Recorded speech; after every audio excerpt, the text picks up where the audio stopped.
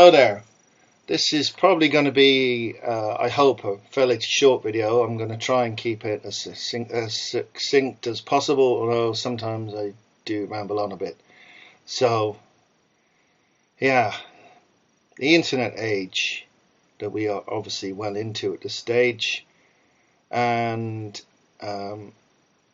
it's obviously a time where all kinds of mental illness and the underbelly of humanity is being exposed.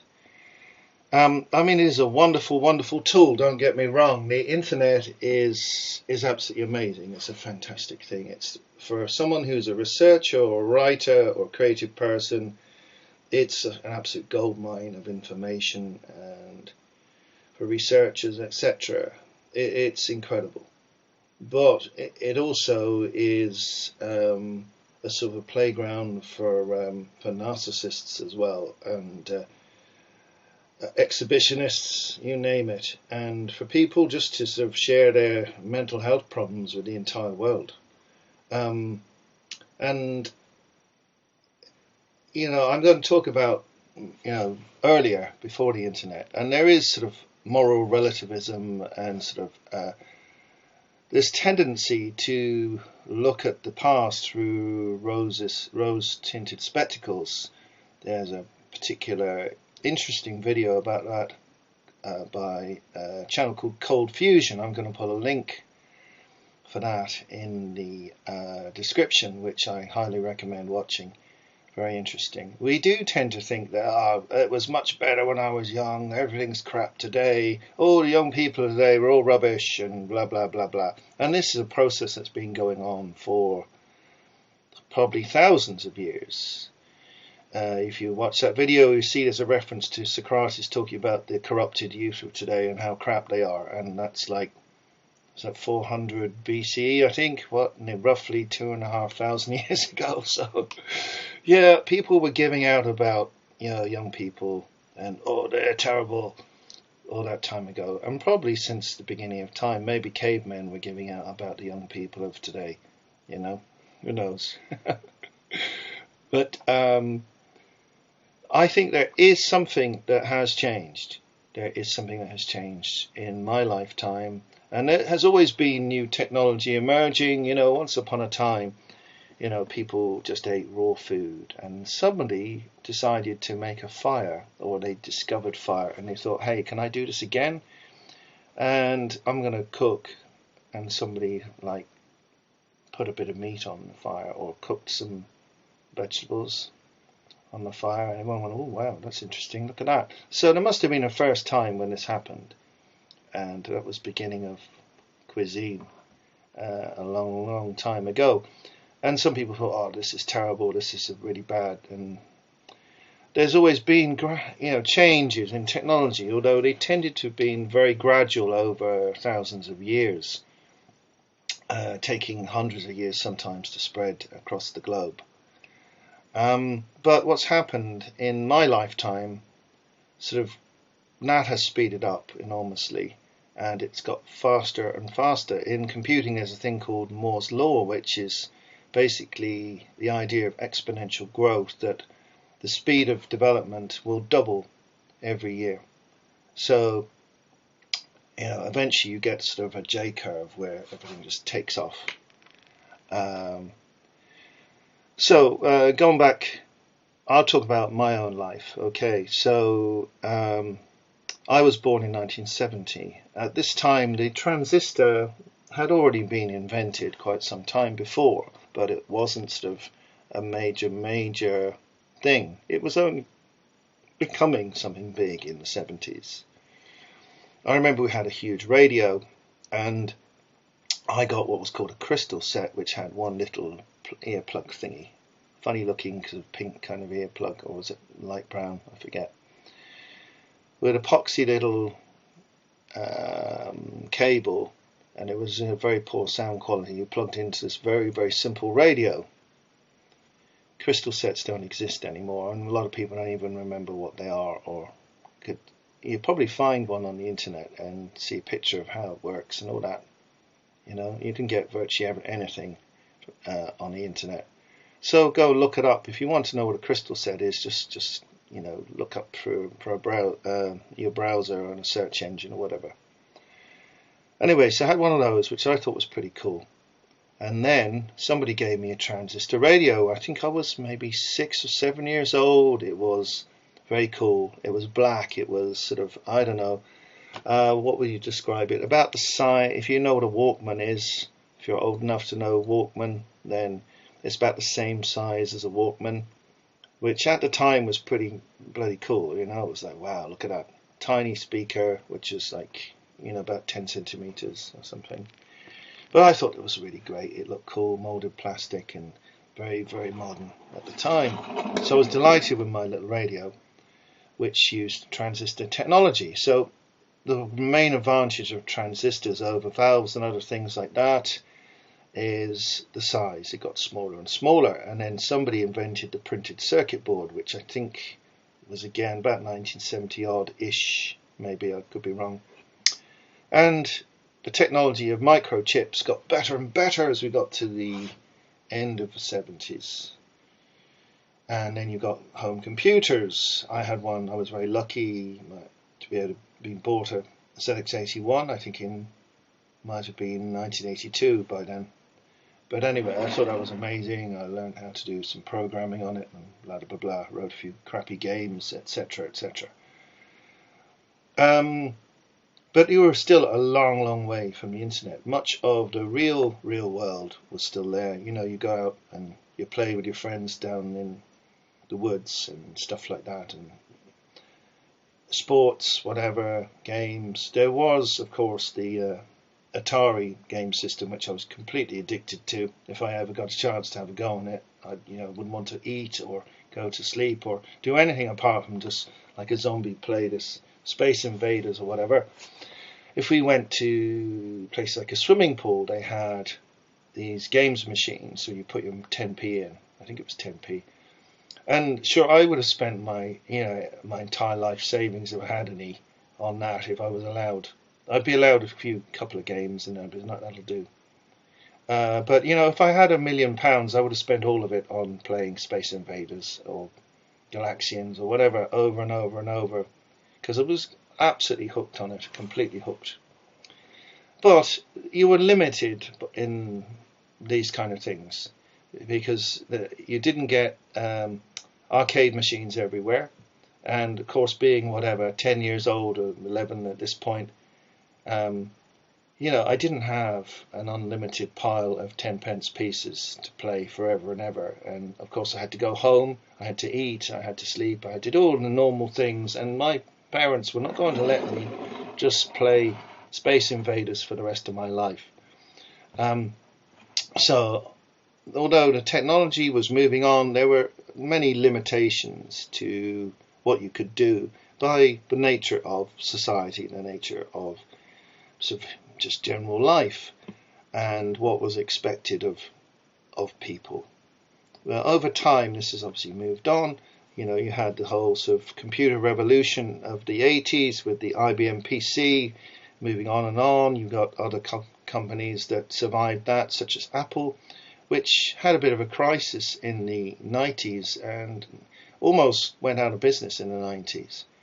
Although it made a staggering recovery thanks to such things as the iPod and the iMac, and of course the iPhone, which was what really, really transformed Apple from sort of a computer company into one of the biggest companies in the world. And along this process, you had development. The internet had originally been something that was created for academia mostly to use. And it was a way for academics and researchers and people to sort of get in touch with each other, to swap papers, discuss research, blah, blah. And originally it hadn't really been conceived as a way of advertising businesses or allowing people to network, etc. Although that very quickly became what it was used for, and the academic areas of it seemed to fall by the wayside very much. Of course, academics always have used the internet and do now, and there's an incredible sort of, I suppose, treasure trove, you could call it, of information that is available in the academic world thanks to the internet. But very, very quickly it became somewhere where people could do business. And unfortunately today, a huge percentage, I think it's something like 70% of internet traffic is actually to do with pornography and, selling sex directly to people. So, I had, my Space Invaders addiction. Now, if you are, a porn addict or something like that, you can be satisfied with that 24 hours a day, because there's endless amounts of that all over the internet for you to avail of if you want to. Some of it's free, some of it's paid for, and you can spend your entire life doing that if you want to, if you're in a position where you can. And I believe there probably are people who maybe live in a flat or apartment somewhere who it's all paid for, maybe by their parents, or they're rich already and they might spend their entire life doing that and not much else, and occasionally remember to go and have a pee and eat, sleep, whatever. Another similar area is gaming. They're not as big, obviously, as pornography, but still a huge area. And there have been cases. I think there was a Korean guy who actually died from non-stop gaming. He spent so much time doing it that he forgot to eat, he forgot to urinate, he forgot to defecate. He just didn't do anything else, and he just died. Just fell dead at his computer from death by gaming. So, although the technology has changed, just as it's always done, there's something slightly different in the nature of it, in that it has reached a sort of level of usability and accessibility that means that you can literally spend your entire life embroiled in the use of the internet to the exclusion of all other things, which generally hasn't been the case with other technologies in the past. And so, modems have moved on from the horrible, scratchy, noisy things. There was a thing called an acoustic coupler that predated the modem. Most people don't even know what modem means. It means modulator, demodulator. Not that it's very interesting, but anyway, that's what it actually is. And those things have gone out with the arc now, and people are using full-on broadband. But back in the day, you'd listen to squelchy noise from and wait for it to dial up and do all that stuff. And the speeds were pretty bad. Now we have super fast, instantaneous internet. You get everything just like that, and you don't have to wait around. A far cry from my days of putting a cassette into a sort of little Ferguson machine and trying to load games up onto my ZX81, which would take upwards of 20 minutes, sometimes 40 minutes even, to load a very big game. You had to be very patient, and sometimes you'd come and it had finished and it failed, and you'd have to do it again. Very, very different times now.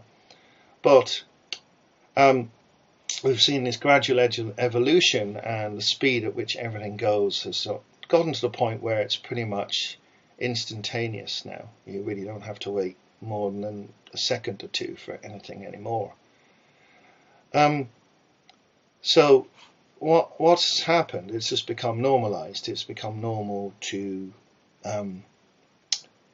use all this stuff either on a computer or on a mobile device. And I think the mobile device is really what has changed things beyond recognition, because the intrusion of the outside world was always a factor with all technologies.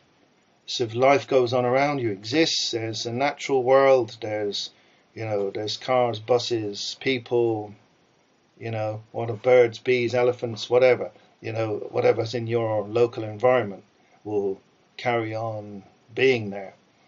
But now in the internet world, you can bring it out with you. So you can go out into a park where there's beautiful flowers or amazing animals to look at. Like you go to the zoo, bring your phone with you, and instead of looking at all these amazing animals. You could just look at your phone and just be absorbed in that.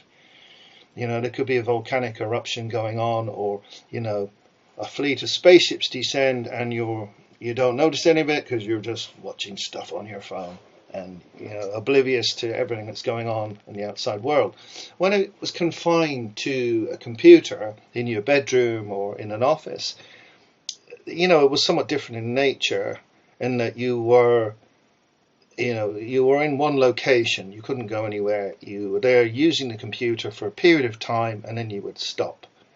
And people who had to use it for work a lot, I worked as a graphic designer, I had to use computers a hell of a lot. I'd be very glad to get away from the bloody computer after 7-8 hours of that.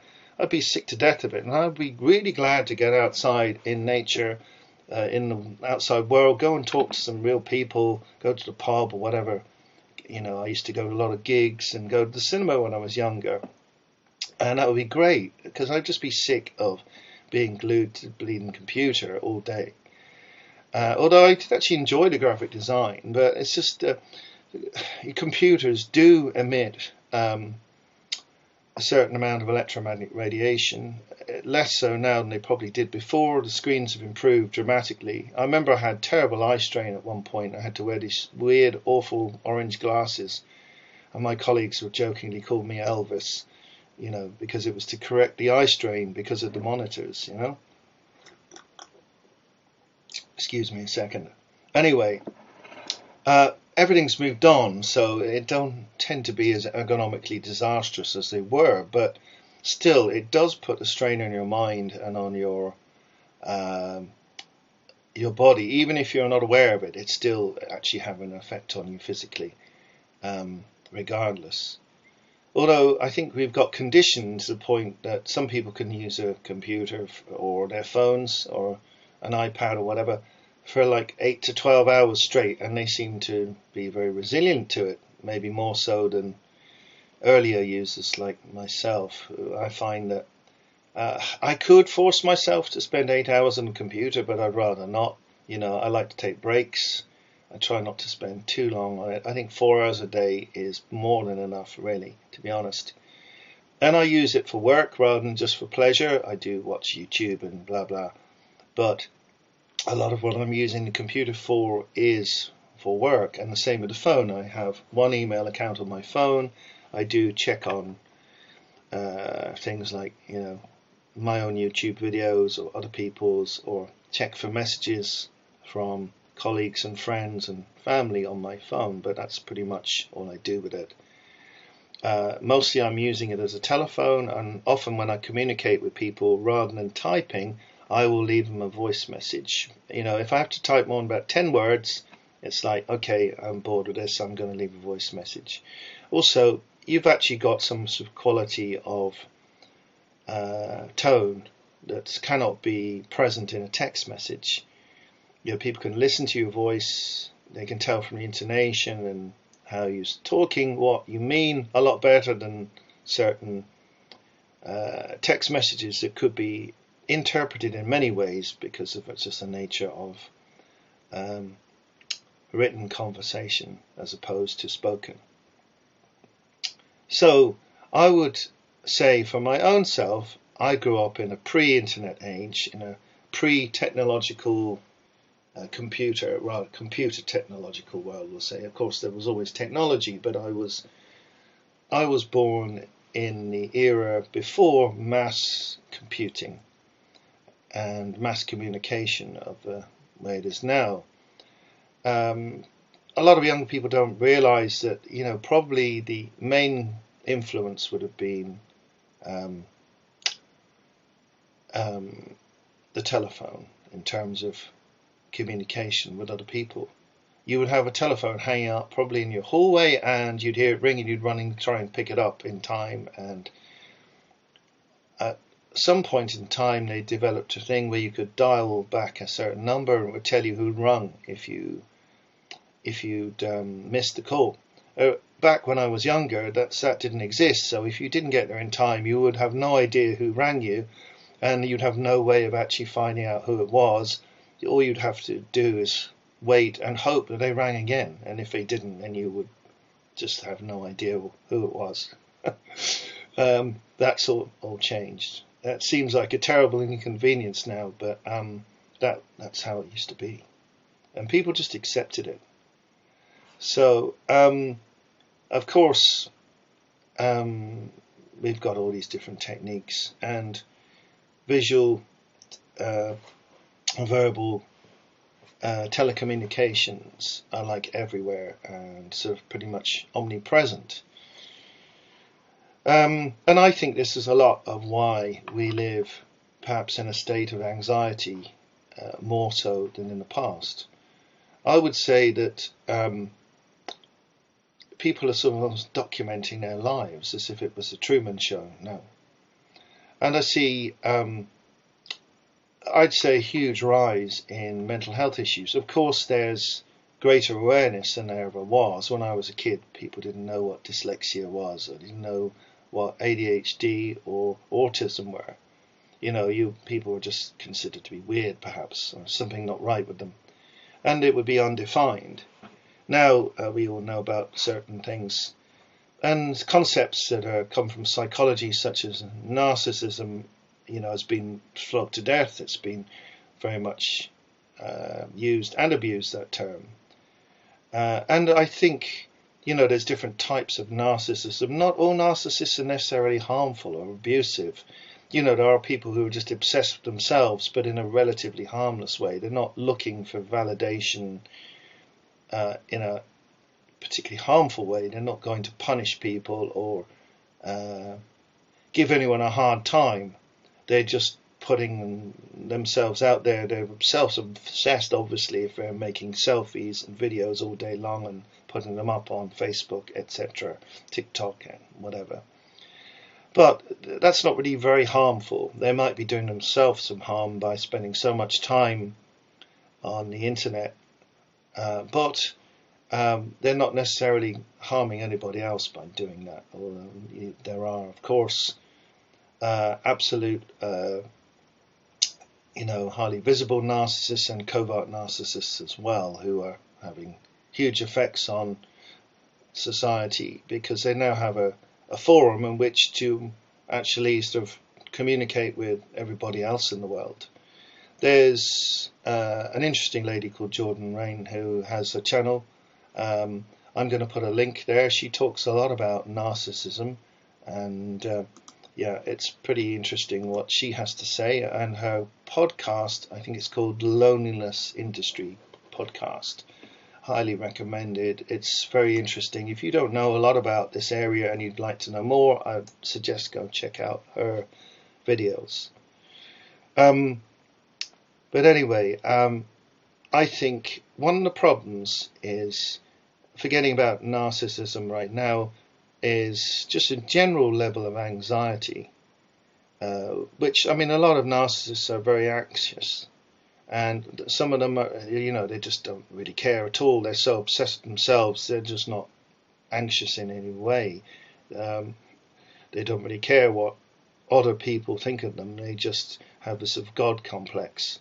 And it doesn't matter. But a huge amount of people, sort of all along the spectrum, from like a normal person right through to, a sort of a narcissist, might have a lot of anxiety.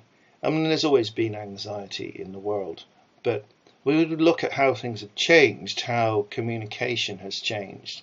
I think that in itself has created an intense sense of anxiety about the world. If you imagine if you were living in ancient Rome, say you lived on the outskirts of Rome and you didn't go into Rome every single day. You go in, like, say, once a week. Say you're selling, we'll say you're selling olive oil, for instance, and you bring in your vessels to once a week and flog them in the public square. That's where you're going to find sort of public announcements made. And sort of later on in medieval times, you have the town crier, which is sort of based on that idea. You'd have officialdom to come out and read out a scroll with pronouncements about what's going on. Rome is now officially at war with Gaul, and we're going to kick their asses or whatever, or So there would be people would have anxiety about what's going on in the world when they hear like, oh gosh, the Visigoths are at the door and they're about to come and sack Rome. They would probably be fairly anxious, but most of people's anxiety would be about day-to-day life. Probably if you were a slave, probably more anxious than most people. But all things being equal, people just got on with what they had to do. They lived their life, and depending on your personality, you might be quite anxious or you might be a very relaxed person. The amount of external stimuli that could affect you was quite limited, really. There could be a guy down the road who hates you, or bully you in school or something, and that's going to cause anxiety. But there wasn't this plethora of inputs that we have now. So that's changed over time. You moved on. There was a printing press invented actually by the Chinese, but appeared in Europe much later, in I think the late 1400s, if I'm right. Anyway, that led to sort of information being exchanged at a much greater rate. It had a huge effect. It was probably you could say that the invention of the Gutenberg press led to the Reformation, quite possibly because of the ability to spread information around. And then you've moved on. The next really major development probably was newspapers and magazines. So the ability for government to actually reach out to ordinary people, or for advertisers to reach out to ordinary people, is very, very limited. Okay, you could have like hoardings on the side of a building and adverts say, buy our bread, it's tasty, or whatever. All quite simplistic back then. And then with the evolution of pamphlets and newspapers, you could spread social messages through pamphlets and obviously through propaganda of newspapers, because obviously from the very beginning they would have been influenced by government, or the opposition to the government at the time. They tended to be very kind of factional in that respect. And there'd be right from the start backhanders given to producers of newspapers to put forward certain messages. So, that was, again, limited. If you didn't buy a newspaper, it's a bit like the same as if you didn't go to town to listen to the town crier. You might hear a bit of gossip from the neighbours or a family or friend or whatever. But, you would have to sit there and listen to this guy, or you'd have to buy the newspaper and sit and read it. But then something happened with the introduction of radio. It became a lot more passive. Suddenly, there was no longer a need for you to actually read or to listen actively. Radio is entertainment, but is also a news service. It's also a very important form of propaganda. And it can be quite passive in that you can just carry on like making a cup of tea or whatever, you could be doing a crossword puzzle or something while you also listen to the radio. And why people think, oh, well, it's just background noise. What's actually happening is your brain is still actually taking this in, all this information, and processing it while you're listening to about, the horrors of what's going on in World War One. Obviously, in a lot of countries, they wouldn't have had radio at that time, but in more sophisticated countries, there would have been radio broadcasts. Certainly, telegraph would become quite evolved at that point. So there was early sort of use of radio. Certainly, very much, I would say, post World War One in the 30s, radio was getting pretty massive by then. You can absorb an awful lot listening to radio, or today podcasts, without actually realizing that you're taking a lot of it in, because you're thinking about something else as well. And then I suppose the next evolution really is cinema. Cinema really changed the world. I suppose it was the talkies, really. You had a lot of comedy, you had drama with the silent film era, but it was very much of entertainment that was sort of limited.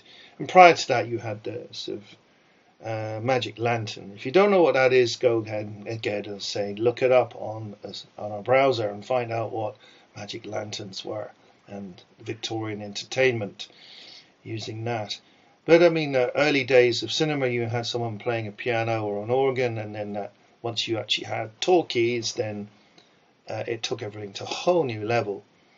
Again, it's quite passive. You're sat there, you're absorbing it, but very, very powerful. And television is a sort of evolution of cinema, really. Originally intended by the Scotsman John Logie Baird to be purely educational, but of course, actually, he ended up being so involved in the government as well, and that they sort of helped develop it and took it in a different direction towards sort of news and propaganda, very much propaganda. The potential there, it was absolutely massive for indoctrination. It's illegal to use sort of certain techniques in broadcast where sort of I forget the term now, but subliminal imagery, which can be done very easily through television and, well, through this medium now. It's actually generally regarded as illegal, but who's to say how many subliminal messages are actually hidden in videos? But someone who really exploited this new medium of television and cinema was Joseph Goebbels. He was an expert of propaganda, and he saw the power not just of radio, which he fully exploited, but also of these new emerging technologies of cinema and television. So that pretty much remained the same for quite a long time. So you've got you've got your newspapers and magazines telling you what to think and what you should buy and buy our stuff, and entertainment as well, but a lot of it's buy our stuff. And this is what you should think about the current situation in Bulgaria or whatever, or in, what fashion should be current in New York this year. They'll tell you what to think about all that, And then, of course, TV and radio. So you've got already a multi-pronged approach to telling people what to think. And of course, it's a mechanism for inducing anxiety. So you read the newspaper, oh my God, there's a war just started here, or you put on the news, the 6 o'clock news, and today Russia announced the invasion of Afghanistan and blah blah, and everyone's like, oh my God, is it going to be World War III? And you can apply this sequence and across all areas of sort of communication, where the tone of voice, the language you use, it induces anxiety if it's done in a certain way. And so you had that sort of multi-pronged approach, which could be very powerful. But again, as I was saying earlier, you're watching a horrible program about, children dying in Ethiopia, which was something that happened in the 80s, and that whole Live Aid thing and all that. You had the series of records and then the Live Aid concerts. That was all very much in reaction to what was televised in Ethiopia. You could choose just to get up or walk out of the room, turn off the radio, turn off the telly, don't buy a newspaper, don't buy a magazine, don't listen to any radio in the car, and just not know anything about it. Or you just consciously decided, I don't want to hear about Ethiopia anymore. Right, that's it, and done. Switch everything off. Go and read a book instead about something nice. So you had that capacity to just switch it all off, which we, in theory, still have today.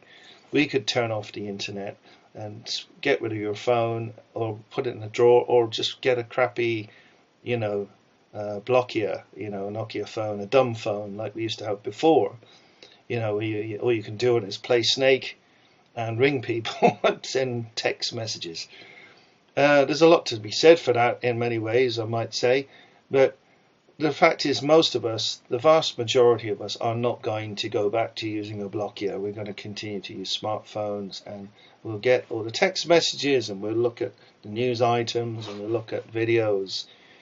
And I think social media, which sort of really kind of evolved sort of around 2000, where it really started to take off, and then you have the evolution of the smartphone a few years later, has made people so aware of themselves and created a sort of a level of anxiety about, how do I look to the world?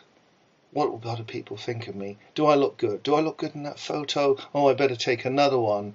Oh, that's bad. And so I think there's a heightened level of anxiety about the world, because if something's going on in Afghanistan, you'll hear about it now, whereas it would have taken weeks and weeks to know about that, probably sort of in the early days of the newspaper. Certainly before that, you might not hear about it for a year or two, something's going on the other side of the world, and it might already be over by the time you hear about it. Whereas now it's almost instantaneous. You know the same day, within hours, even within minutes in some cases, that some terrible occurrence has happened.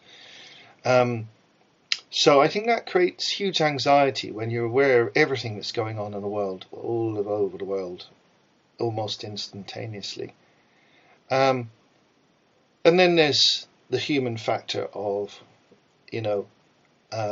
what's happening to other people and the anxiety about that. You're seeing your friends ill, got cancer or something, or somebody you know, or even things like someone who's friends with somebody who knows someone else, and their brother got hit by a car and killed, or something else. You're not directly related, the number of steps between you and them is quite small, and you might be very anxious about that. So if you're kind of looking through social media and what's going on, you could probably easily find stuff to worry about every day. That's sort of what's happening to various family members, distant family members, friends of friends, and people you don't even know at all, who have broadcast all over the internet about what their troubles are and wanting sympathy or help or whatever. So all that can create anxiety too, sort of this existential sort of dread about what's going on a greater scale, and even in people's own lives or close vicinity of their lives. And then, of course, there's this, going back to the narcissism, there's this sort of anxiety about yourself. Is that photo I uploaded good enough? Should I do another one?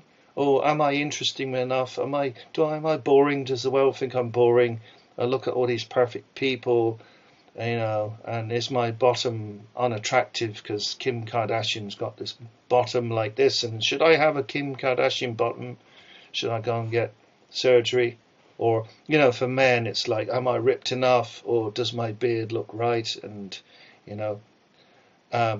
just trivial examples. There's lots of other things, that you can just curate your entire life, even on Facebook, on Instagram, on TikTok, whatever. If you want to take it to a level that you want to portray an image of yourself that's sort of curated to the max, then you will be just absolutely full of anxiety, because you're constantly under pressure to examine and control the appearance of your life to other people, and you're constantly trying to alter the outcomes of other people's perception. Like me, I'm not really very anxious. I really don't give a shit, to be honest. I don't really care that much what other people think about me. I got things I want to say and communicate to other people, like, through this medium or whatever. But, if people don't like it, or they think I'm stupid, or they think I'm, whatever, look like an idiot, or they want to laugh at my bald head or whatever. I don't really care. I don't really care that much. It's not going to bother me because my sense of self-worth isn't tied up with what everybody thinks of me. But today we live in this world where social media has groomed people to become obsessed with their appearance, obsessed with what they're talking about, what they have to say, and, perception of other people is so important to so many people. They're absolutely devastated if somebody unfriends them or says something mean on the internet, or they don't get the validation or attention they're looking for through the internet. So I actually do think really this whole medium has created a massive level of anxiety in society. And I think it was really disturbing. For me, I very much ground my world in reality, in what's out there. See, out there, there's something out there. It's actually the world, the real world, that doesn't live in this box. Yeah, it's called the world. And I like to live out there a lot of the time. So I know most of you watching this probably are like laughing and think, yes, that's us too. But there are people whose life is inside a box, inside four walls with another box, an electronic box. And then when they go outside of their four walls, they bring another small electronic box with them. And their life lives in there.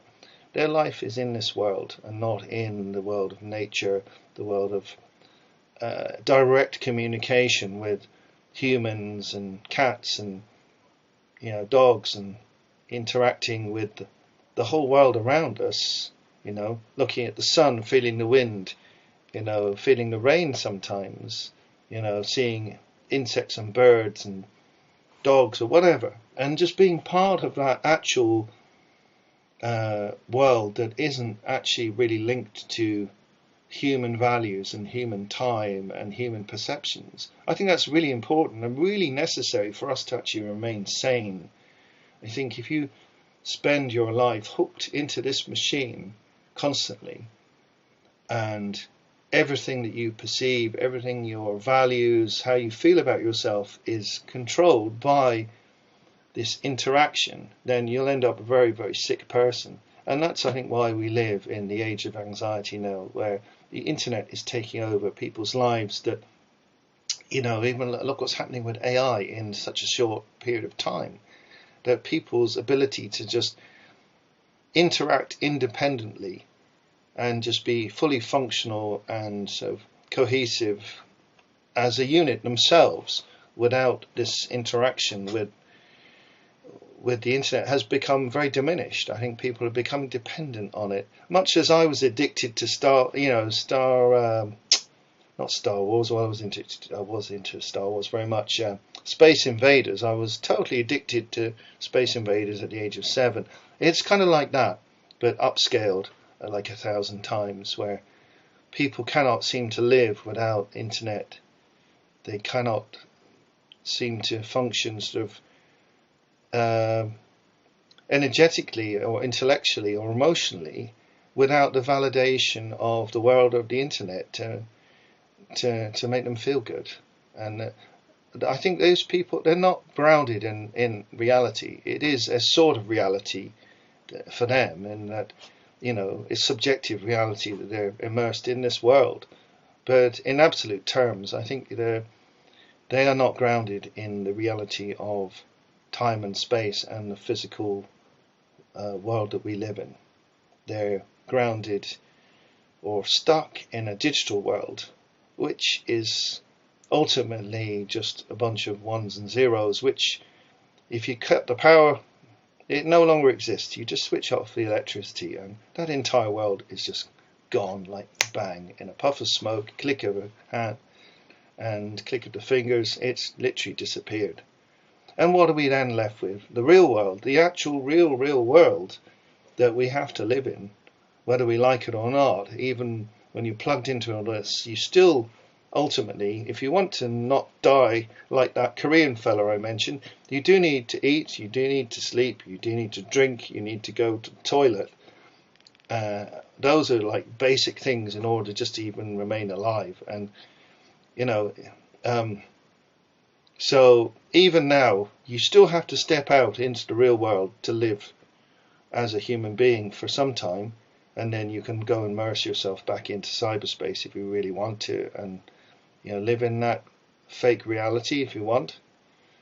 But I might sound like I'm anti-technology, anti-internet. I'm not, but I think the internet is not going to be an antidote for anyone's anxiety, and if anything, it's probably likely to make your life worse than anything.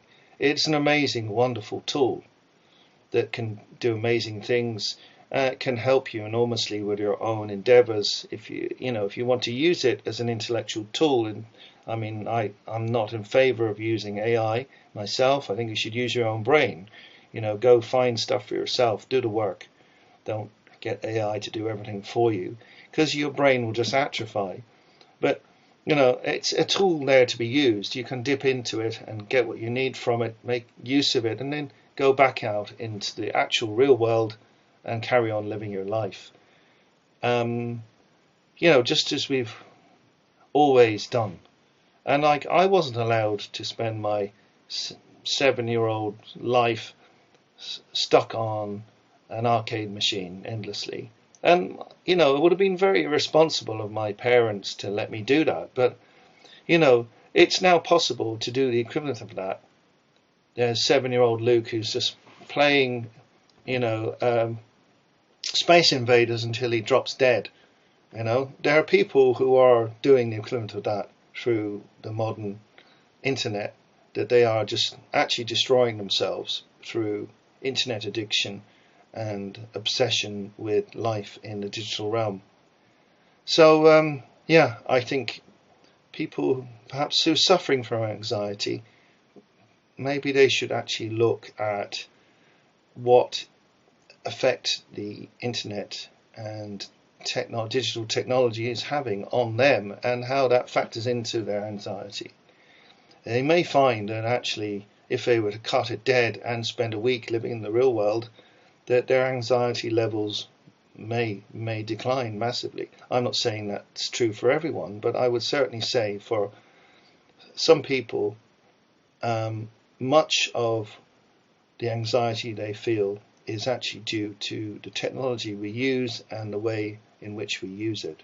I think we'd be well advised to actually take a rain check every now and then and have a look at what we're actually doing, how we use the internet and what we use it for, and assess whether it's healthy or not, and do we need to make some changes or not in how we use it and what we're using it for. Because ultimately it's up to us as individuals to police that ourselves. The computers, they're all computers essentially, phones, tablets, a PC, and the software of the other end, AI, etc. It's all software. Oh, there's a beastie there, got in through the window. These things are just going to carry on doing what they do, regardless of us. And it's up to each one of us to make these decisions for ourselves about what is safe, what is sensible, what's good for your mental health, what isn't, what do I need to change, and what should I carry on doing that's actually working for me. So, the machines aren't going to do that for us.